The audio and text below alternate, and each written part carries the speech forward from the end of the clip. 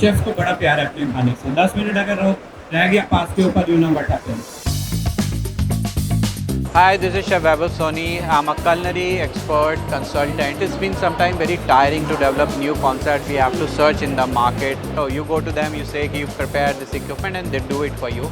But there's a company in the market who does opposite, who actually works on concept and they come to you that we have developed a concept and then you say, wow, we can use this in our restaurant. This is something new. So I'm talking about none other than Hacks. So Hacks is basically, I will not say it's a equipment manufacturing. They are the concept manufacturing kind of a thing in the market.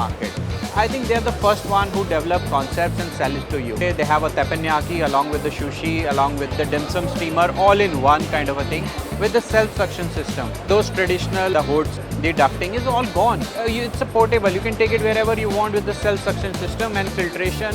I mean, it's so cost-effective. It's so easy.